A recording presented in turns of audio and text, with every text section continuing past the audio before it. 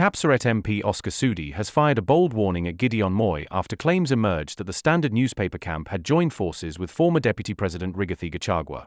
Sudi accused them of pushing anti-government politics ahead of 2027. Kazi. Mimi nataka niambie wewe wa Munyoro, usikie vizuri. Najua umeungana na wale wakora. Umeungana na ile gazeti ya Standard. Nilikuwa naona Standard William Ruto akitangaza 12% ya salaries imeongezwa, na gazeti ya Standard inasema ati wananchi ama wafanyakazi wanapiga nduru. Mimi nataka nikuambie wewe mwenye Standard na unajijua vizuri. Hiyo Standard yako umeshindwa kulipa wafanyakazi. Wafanyakazi wa Standard wakisimama leo hawajalipwa mwaka 3 mwaka 4.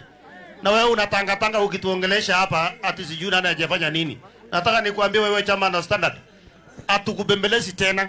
Tumejaribu kuongelesha kama mtoto wa nyumbani, tumekujaribu kuongelesha kama marafiki, tumekuongelesha kama wewe baba yako alikuwa rafiki yetu. Tunataka tukuambie simama rais ama usimame senator, tukutane na wewe kwa debe.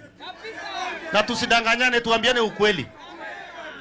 Ile wakati mzee Moi alikuwa anaongoza, wazazi wetu wote waliunga mkono. Maagui wetu waliunga mkono 100%. Hakuna hata siku moja huyu jamaa ametuunga mkono, na tunataka tukwambie usiwahi tuunga mkono tena. Kwenda na gazeti yako. Ama namna gani? Aenda asiende. Aenda asiende. Wa Munyoro aenda asiende. Tunataka tukwambie wa Munyoro usikie vizuri. Hakuna mtu ameongoza Kenya hii miaka 5. Na hata hiyo kura isipojaa tutajasa. Hiyo kura isipojaa tutajasa. Na tutajasa na hawa wananchi wamejaa hapa. Anaolene. Maginyiti. Monyiti. Mutajasa. Mutamuka mapema mpige kura. Mutamuka mapema mpige kura.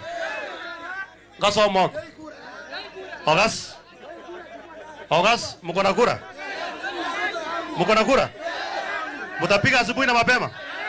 Hebu nione kura ya William Ruto, Abajaba